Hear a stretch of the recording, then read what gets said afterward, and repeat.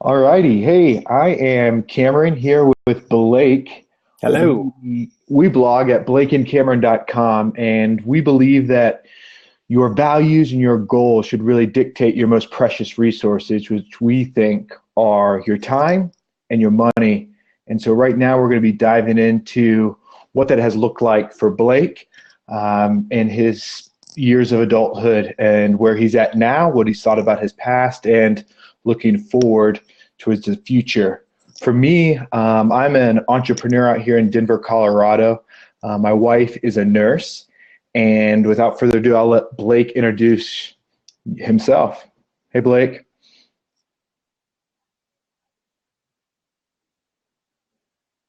You might have just talked to me. I don't know. I got a little feedback there, Cameron, right at the end. I'm not sure if that was on my end or not. But hey, if we're doing introductions, I'm Blake, and I am here outside of Washington, D.C. I'm an active duty Army officer, and live here with my wife and two kids, and got a 3-year-old and a 1.5-year-old. Well, a little over 1.5, and so yeah, we just moved out here to DC, and really excited to be here. And Cam, thanks for setting this up for us. Yeah, no problem. Well, to jump right into things, Blake, why don't you give us a quick synopsis of, when you left college, moving into, getting a regular paycheck, working your normal job there in the Army. How did you handle your finances sort of right at the beginning, and your money and your visions and goals with that right at the beginning of your time? Yeah, well, I tell you, right after college, I went into the Army. I commissioned, I did ROTC as a scholarship to go to school. And so I knew right upon graduation, I had a full-time job right off the bat. In fact, 7 days after graduation, I signed into the Army and became a lieutenant. And, 2 weeks later, I got my first paycheck. Right there was probably the most money I'd ever had at one time. And what I began doing was pretty much what everyone around me was doing. I felt very normal, but I wasn't extravagant by any means. But I had the opportunity to buy a new car because I qualified for a great rate on a car loan. So I bought a brand new, Honda Accord, nothing too sexy or anything like that, but it was a brand new car, and got payments on it. One thing that I did though was I looked for, I learned about financial advisors. Somewhere along the way, someone had told me to, take a look, and someone pointed me to a particular advising company, and I set up an appointment with a guy, and he kind of sat me down and said, all right, look here, you're going to be making this much money. Here's what you do. And so I just listened to what he said and ended up putting money into different things that he said that sounded great at the time, made a lot of sense coming from him. Upon reflection, it was really a whole bunch of, I was taken advantage of is how I feel now.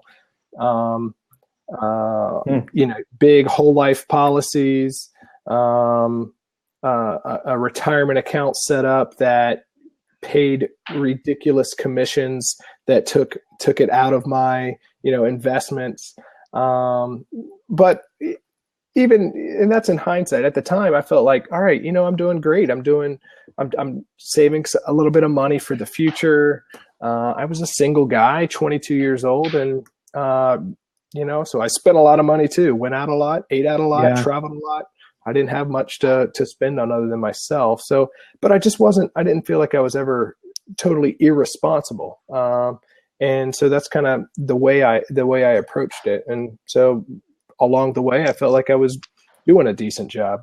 Does that answer the question there? No, that's perfect. I think it's interesting you said that, I guess, Blake, so how long in those years did you feel like you were doing great? You were doing what everyone else was doing. You had your financial advisor sort of putting those things.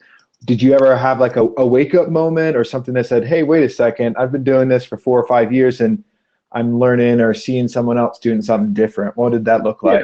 I think I felt normal in the way I was spending my money, but at the same time, I did feel like I was doing better than a lot of people that I saw. In a judging way, I would look and say, well, at least I'm not, spending my money on that, or at least I am saving a little bit or investing a little bit and that kind of thing. And I'd say, that went on for years, 7 or 8 years. Okay. Is how it went, when I felt like, okay, I'm doing pretty good. As far as a wake up call, I just think as I learned more, as I read more, and then eventually got married, I started to just dig in a little bit more. And that's when I started to learn, man, stuff I did 5 years ago was a really dumb thing for my money.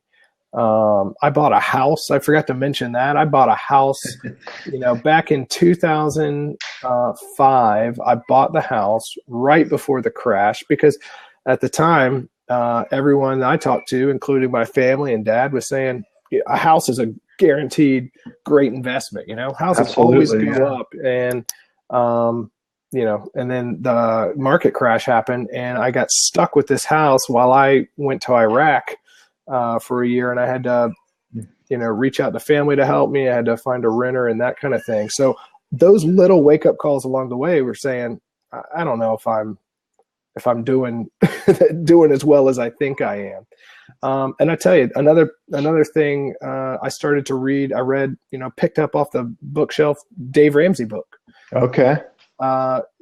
He is unconventional to a lot of people. And just kind of reading that was a different paradigm that I had looked at money. This idea of absolutely no debt, get out of it as fast as possible, different ways to do that. But those little things were planting seeds in my head along the way. And then as I learned more and had more discussions with people, then I realized I'm going to have to make some changes. Okay. Interesting. I think it's fascinating that, picking up a book and the small tidbits you get out of a book, or once you start opening your mind to some different opinions and you start looking at your own, spending habits and your own financial decisions, you can begin to see lots of room for improvement. So taking some of those things that you've learned way back then, can you sort of give a snapshot of where you are now? And to recap, from what I've gathered, maybe 10 years ago, getting out of college, you were a single guy, you had your job in the Army, you had bought a car, you had bought a house, you were meeting with a financial advisor, and you felt like you were doing what everyone else around you was doing. So what does that look like now for you? Yeah, I would say I'm more in the minority now. I don't feel like I'm like everybody else anymore. And some of that is because I started to adopt some of these ideas and kind of live a little bit more unconventionally. And I think what drove that, and I can talk more specifically about that, but what drove that is as I got married, Katie and I started talking about, where do we want to go? What do we want to do? What does the future look like? Mm-hmm. And I started to think about, where we are now and how do we get to where we're talking about going? We need to probably make some changes, or if we can get there faster, such as buying a house or, buying a car. And so where I am now, I've made some big changes even just this year, or over the last 12 months. And what I've started to do is actually budget. And not in a way that I thought what budgeting was, but I use a program called YNAB. You Need a Budget. Okay.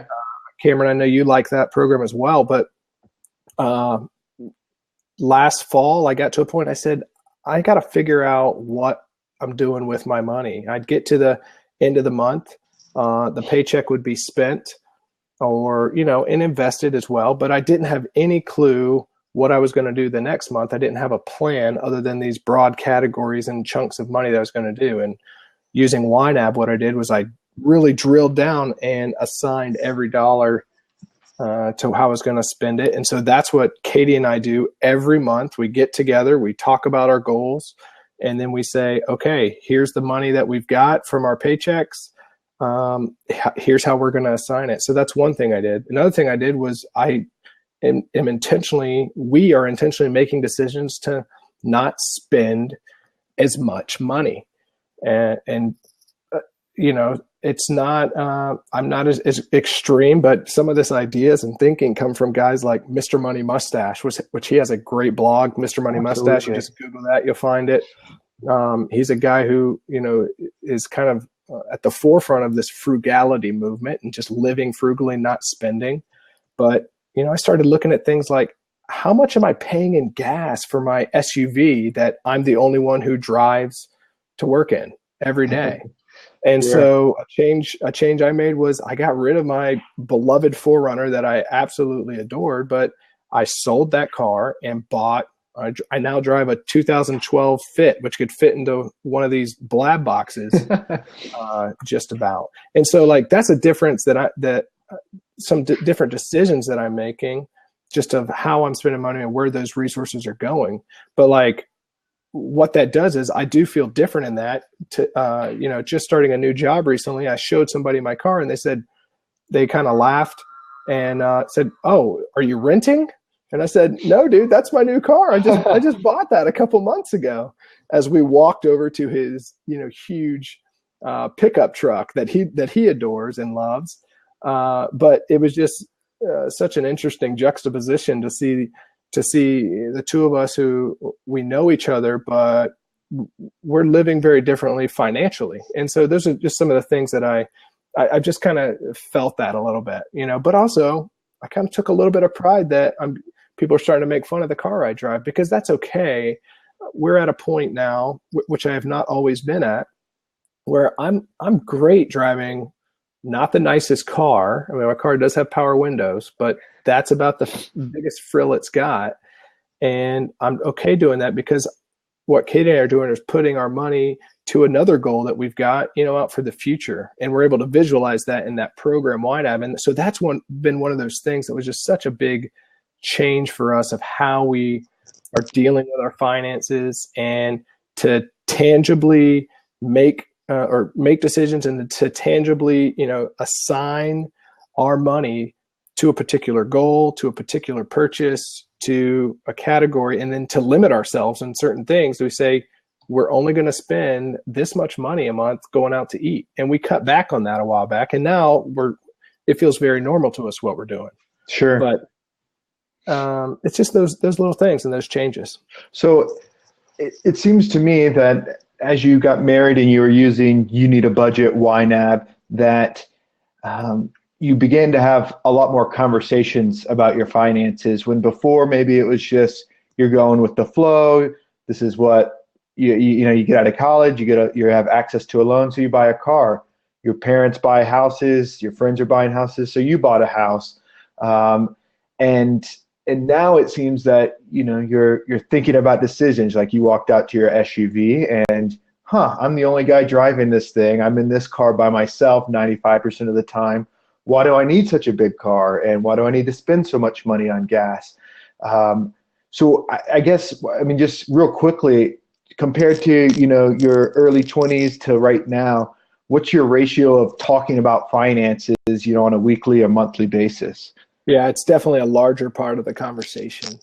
And I think part of that is because I'm more intentional about it. So for Katie and I, we schedule time every month to intentionally talk about our money, to do that budget time. And so we do that.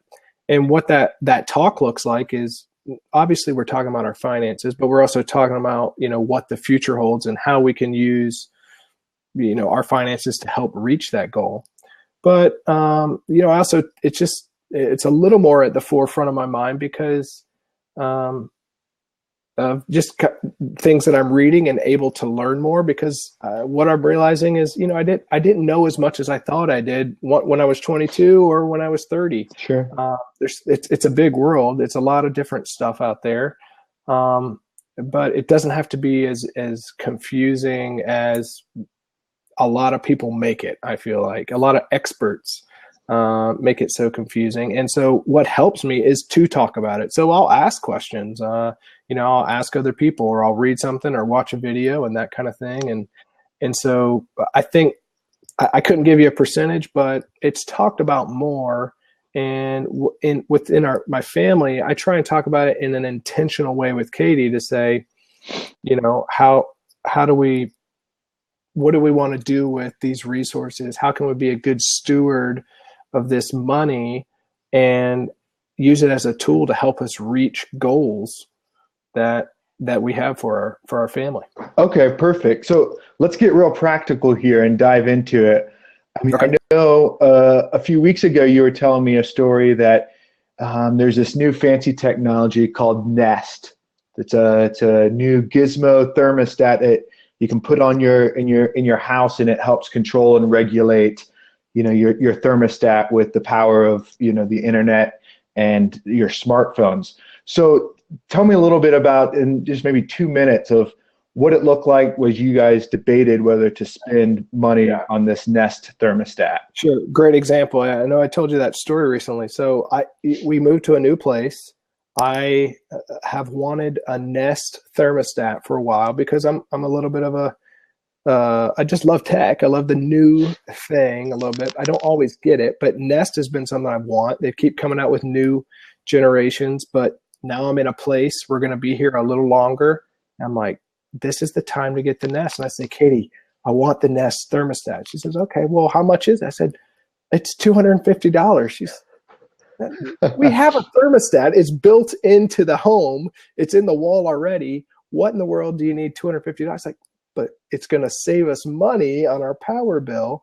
And so we had this back and forth. And for Katie, she said, it's great that you want that, but right now I'd rather do $250 on going doing something fun for, Christmas holiday, or going out to eat and doing something like that. And so we had the conversation. I had to kind of, one, for me, I always have to just take a step back before making an impulse buy and talk it through. And then we had it and we said, okay, you know what? We're just going to wait because, dude, I've been in this house for, I think, 6-7 days. I don't even have a power bill. So I wouldn't know if I'm saving money yet anyway. So, Yeah. and okay, not to rush into anything. And so, but for us, it was just kind of like, how would we rather spend the money right now? And that can be a thing that we save towards it to be able to buy, a little bit later. It doesn't have to be right now. That's a great point. And I do love that technology behind Nest as well. So you mentioned that, it seems like people have a pot of money, they get their paycheck, but they look at it and it's like, I've got to spend this money. I finally have it. Let's go do awesome things with it. But you keep mentioning, hey, what about spending it later on? Which I guess means, goals or long-term savings plans.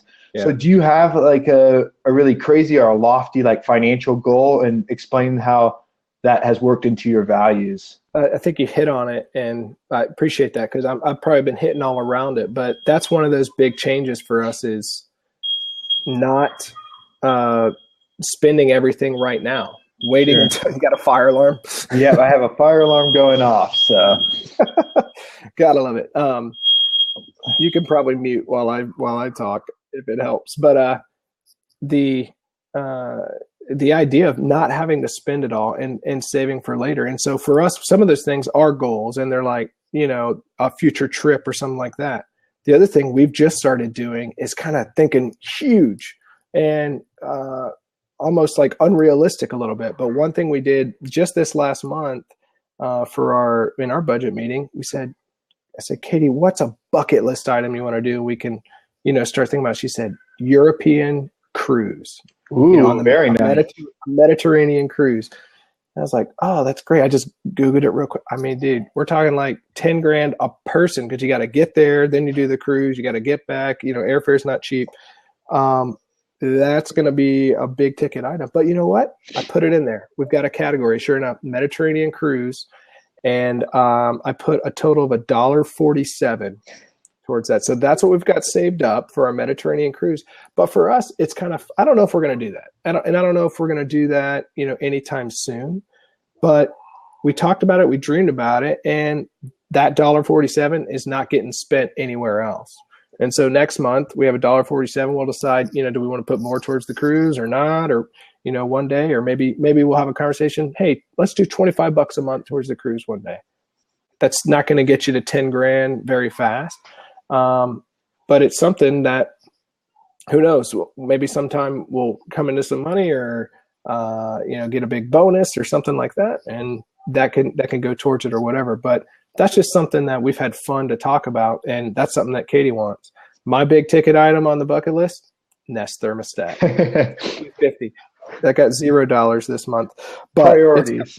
well, she wants the cruise, so I'm going to give her, the first investment towards her bucket list item. But eventually, we can get there, and then you know what? The conversation can change later, and we don't have to use it for the Mediterranean cruise, but we have money saved for something else that we might want to do, short term or long term. Absolutely. Yeah. So it seems that having the freedom to talk about finances, one, in your relationship, that's obviously a huge blessing. It doesn't seem like it's a detractor or a stress inducing thing when you and your wife get together and say, hey, where are we at with the budget? What big bucket list items do we want? So do you feel just, even you're not a millionaire, you don't make, six-figure dollars right now, but do you feel a sense of freedom by shaping the way you handle your finances the way that you and Katie seem to have done? Yeah, it's a great way to put it. Yeah, I really do. And we feel that, we feel very blessed to have what we do have and to be able to do some of the things that we can do. But yeah, there is freedom in that. And that freedom has come from the control and the knowledge that we have about where we stand.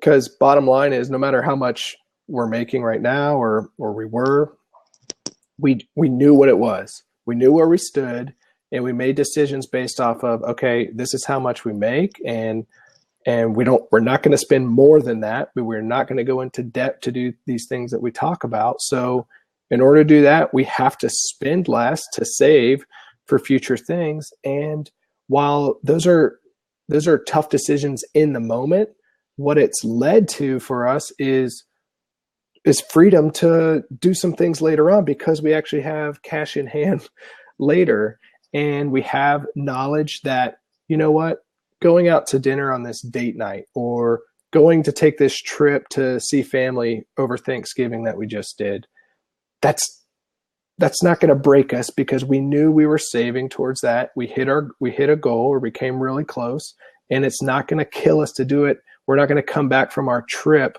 absolutely regretting the fact that we took a vacation. And so that is a little bit of freedom right there. I tell you, the other freedom that I have as kind of the leader of my home is knowing that in the future, we're in a position that will be okay in the future, financially, to be able to take care of the family. I'm not going to be a millionaire in 5 years, but in 30 years, I still plan on being alive, and money grows pretty high in 30 years, 30 to 40 years. And so to know that we're putting some towards that gives me freedom that I can live wisely now and reap benefits from that restraint now later. And so I just feel like it's been a load off my shoulders when we made the turn to be proactive with our money, make those decisions ahead of time before spending it, instead of saying, hey, how did we just spend our money this month? How many electronics did I buy at Apple and iTunes or in Best Buy and everything like that? And I never went broke, but it was like the money's gone already. Now, forward looking, I've got the freedom to say, okay, this is what we're going to do. And then at the point of purchase, it's an absolute no regret feeling, because I know that money is there in my hands, handing it to the cashier, and I don't have any regrets about it. I work towards that. Absolutely. No, that's fascinating. It really is. I think the idea, or I think the common trend is that, hey, finances and budgeting, it's look at your past performance. It's, hey, where did our money go this week? Where did we spend this month? And, even look at mutual funds, and it's your 10-year in the past, returns and the history on that. But if you take the moment and the time right now to say, hey, what do I really value in life? What are some of the long-term goals I want, and even some of the short-term goals that I want? And if you actually, synthesize those down and revolve your spending choices and perhaps even your income, choices around those goals and values, you're going to get a lot better return. Like you were saying, you're going to have freedom. You're going to have little regret when you actually make some big purchases, or when are going on a maybe slightly countercultural or different than the trend and driving your little Honda Fit. You're not necessarily comparing yourselves to everyone else because, hey, you have your values and your goals. Yeah, I think, for Katie and I especially, and again, when I got married, I was able to make that connection because I had someone to bounce that off of a little more regularly. It's not that single people can't, but for me, where I was in my maturity, I needed someone to kind of check me on some of that impulsiveness and to really use future goals and to filter decisions through. And so now, that's kind of what we do when that Nest thermostat thing, the undertone there is, at $250 for a thermostat, that is a little bit ridiculous, but if I've got the money, I can do it. But then before that purchase is made, to do that flip of, is this more important than my other goal that I had, where that 250 could make progress on saving or paying off something or paying towards something? And so that value and that goal setting becomes the filter of the decision of how we do it. And so that's kind of how we approach our decisions of how we make our money. And that's for me, when it's Katie and I talking, that's kind of how I try and set the table. Yeah, absolutely. Awesome. Yeah. So I see Kenny, you just said, you'll never get rich saving. Sad but true. It's not true. That statement's not true. And you won't get rich spending is the truth there. You're not going to get rich spending because you've got nothing in the future. There's ways to save, and there's some good ways and there's some bad ways. But saving, no matter how much it is, the end result is you have more later. And whether that's that $1.47 in the Mediterranean cruise, or it's just in a 1% savings account, whatever the interest rate is, it's pathetic. But that money not being spent, it's still yours and you still have it. So it may not be growing, but that's one thing.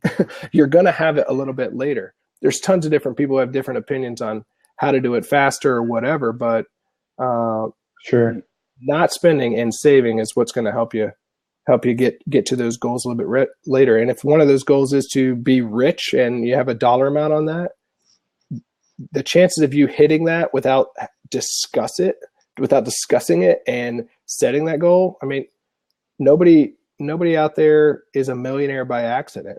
Okay. Or nobody has $400,000 in their nest egg by accident. They stopped spending a little bit and saved it. What rate they got to that amount, it differs. Yeah. But that was a goal set by someone, maybe not that specific number, but I want to retire is a goal. There's some better goals, a better way to set a goal there, but that starts the conversation. Absolutely. Yeah. Well, hey, I just want to say that we have about 5 minutes left that we're going to be doing this. So if anyone in the chat have any questions or issues that revolve around your finances and how your values and goals align with that, put them there and we'll try to tap into those real quick. Yeah, it'd be cool to discuss that if anybody's got anything. Sure. Yeah, definitely. And, Blake, you were saying, saving will make you rich eventually. But I think there's a point where you have to say, hey, why do I want to be rich? And what does it mean for me to be rich? And I think that goes back to a lot of the points we've been making about, hey, if you have your goals and your values, if your values are dictating a certain thing, then that is what should be driving your financial decisions. It shouldn't necessarily be a number of, I want to be a millionaire, or I want to have $200,000 in my savings account or my investment portfolio. It should be, hey, what do I want to do with my life and my time? And how can money enable me, and how can my savings enable me to do that? And if you start thinking that way, I know for myself and for my wife, it really has enabled us to be forward looking, to be at peace with the amount of money we're making right now. And every time we are spending money, it gives us the opportunity to be like, hey, is this where we want to be long term? Do we want, this 6-pack of beer, or do we want to buy a new couch? These are things we're discussing right now. And I do want a new couch, but maybe we don't need one right now, or maybe we can, save differently and spend differently moving forward to achieve the bigger, more grander life goals that we have. Yeah, definitely. Anything you want to add on that, Blake? No, I think it's really good. And I think Kenny on there, you're saying like being rich has a different meaning to everyone. And I mean, that's so Exactly. true. Because like, I can't sit here and tell you, Cameron, this should be your goal. And that, this is what right is, because it is for you and it is for your family. So, for me, and what I would try and share with anyone would be, there's no one else that should influence that more than you and your wife or your husband, and saying, what do we want to achieve, and what do we value, and filter that through your value system to make those decisions. Because for me as a 22-year-old, what drove my decision making to go get that car loan for that brand new blue Honda Accord I bought right off the lot? It smelled so good, and I got a great loan for it because I just graduated into a full-time job. That decision was, people who have a job after college go buy cars, and I saw this guy get a car, and I saw that girl get a car, and so now it's my turn to go get a car. And that was my decision. Like, that's as far out as I looked. It was, I can afford the payment, so I can do it. Instant gratification, exactly. And now I'm just like them. That's what drove it. Instead, I never filtered that through the whole. Is this helping me? What's most important to me? And am I putting my resources towards that? In this case, financing or finances.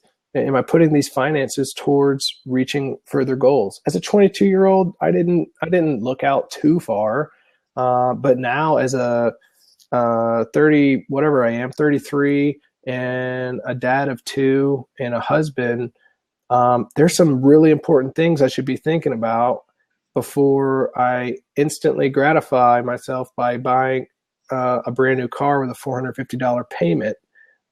Just because I can qualify for it. And because my neighbor, there's a lot of great cars over here where I live in Northern Virginia. That's not a good enough reason. That shouldn't even be in my decision-making, cycle here. It should be, hey, Katie, what are the goals that we have, and are these decisions making it? And as soon as, a brand new BMW 7 Class is in my goals, then that's going to be a really fun goal to get to. But the other goals we have right now are, college, are, insurance payments that are important to make, are saving for a house, are making sure we can, go visit family in Colorado next summer, and putting a big chunk towards that, long-term future stuff. And so that's outweighing decisions that are either instant gratification or just, keeping up with the Joneses, like Kenny said too. So, Yeah, that's great. And I know, Kenny, too, you're asking sort of a little bit more of our background. But so for me, I live in Colorado. I'm an entrepreneur, but I recently got out of my full-time work in the Army a little over a year ago, and been on this entrepreneurial endeavor, which means I'm not making much money right now. And so aligning my values to what I want to do with my time and my giftings to pursue entrepreneurship without a paycheck for a while. This is really relevant stuff for me and for my wife to deal with. And Blake is, he said right at the beginning, an Army officer. And how long have you been in the Army, Blake? yeah, I've been in the Army about 12 years. And this is great. So Dr. Longo there says, any of your military training enhance your saving values or make it more difficult? For me, it made it more difficult, especially as I was younger and just growing up. I had a little bit of, I guess I could just justify a little bit more some of that instant gratification, because I always had this thing, especially when Iraq and Afghanistan were heavy. I was going over there quite a lot and thinking, I mean, if I want to spend this now, if in case something happens. So just even that little thing that my job brought into it made it a little easier just to spend that. And while some of my military time has certainly helped my discipline, it also helped my justification. The other thing that makes it difficult is I work with a lot of people who have that mindset that I was speaking of earlier. And so when you're surrounded by people that aren't thinking about long-term future and more younger guys who are coming into money for the first time, I mean, you're right out of college with big paychecks that you more than you'd ever imagine, kind of thing, compared to, your high school job at a pet store or whatever. Everybody out there is getting nice cars and big trucks and spending a lot of money at the bars on weekends. And so, that peer pressure, like you said, is is big there, but also there was no check. There was no one else saying, think differently. And that brings up another, our friend Tim talks about like the need to challenge that. And so that's something that you can do that doesn't cost anything, even when you're at a point of purchase or thinking about how you're going to spend your money that month or what you do with your money is just challenge that notion that either preconceived or generated from education of anything, of just challenge it and say, is this the way it should be? Is this lining up with the values? And are our goals even right? Is this the right goal to have? Like you mentioned, someone can have a goal of a certain number, but that doesn't mean it's right. And so to have that conversation is good, and just to keep it going. I mean, and stuff like this, Cam, is so helpful to me and hopefully to other people, because just to hear someone else's ideas and then say, I don't agree with that, but why? Why don't I? And am I right just because I don't agree?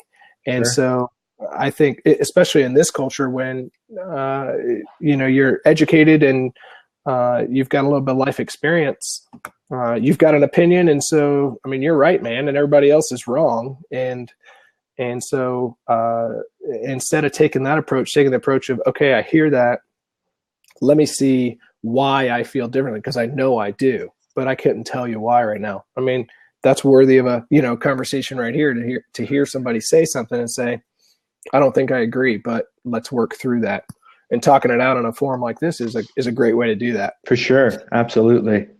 Well, hey guys, we're going to be wrapping it up in a second, but Blake and I are committed to hosting a lot more of these conversations and drilling down into these tough issues. They really are tough. And the peer pressure that we were talking about, hey, everyone else is doing this, maybe I should be doing it. But I think pretty much the big takeaway for me from this conversation has been, hey, you gotta define your values, and you have to let that orient your spending decisions. And that if you're not being intentional with that, you're gonna only be looking at past performance and never being able to dream about, hey, what's the future potential and the future possibilities of what I could be doing with my finances and with my time. And so for like Lindsay and I, one of our biggest things is, hey, we want to spend time with our family, and we don't live exactly close to our family. So we have to budget our time and our money to be able to do that. And so when I go to make an impulse purchase of anything, be it a Nest or a new couch, it's like, hey, where does this rate in my value system? Is this going to help me see my family more or see my family less? That's my big takeaway. Blake, I'll throw it to you for a takeaway that you had. Yeah, I think that's great. I think it's that I think one of the biggest things that I've learned is the need to just talk that through. So it's okay to dream a little bit and think about it, because it's easy. I think Kenny was the one who said, like, you'll never get rich by saving or whatever, because it's so easy to believe that, because the things that we dream about are just such big numbers. And whether that's financial independence, whether that's buying a house, whether that's that, new BMW 7 Series I was just talking about, it's like, I mean, that seems like it would never happen if you were to sit and make a savings goal for it. But just to have that conversation, and for me, I want to have that with my wife and say, for us and our family, how does that make you feel to have that? And then work that through and say, okay, you know what? That's something that we really want to achieve. So what are the different decisions we're going to make now to help us, achieve those? And that came out through conversation. It came out through intentionality. It didn't come out by just getting the paycheck auto deposited, spending, and then going at the end of the month and checking out mint.com and seeing what we spent it on and calling that a budget. I did that for 10 years and I never made the progress. And when I made that switch a year ago to not forecasting, but assigning and telling my money where to go, it's been a huge change for us financially. It's been a huge change for us emotionally, and that freedom that you said, Cameron. And then just relationally, the fact that we're having these conversations now has just improved our relationship as husband and wife, has improved our family. It's been really cool. Awesome. Well, hey, Blake, thanks for your time. And to everyone out there that's, participated on the chat and giving some questions, there's some great ones, even there from PPP insiders. That's great. And I think Blake and I would totally agree that, hey, time is more important probably than your money, and that your life fulfillment and your ability to do big and great things for you and your family starts with time. But Blake and I, we write and we provide content at blakeandcameron.com. Feel free to go there. We send out a weekly newsletter that's oriented around this type of topic. And in closing, we really believe that your values and goals should dictate how you spend your most precious resources. And we like diving into those tough conversations. So thank you all, and have a great night. Bye-bye. Thanks.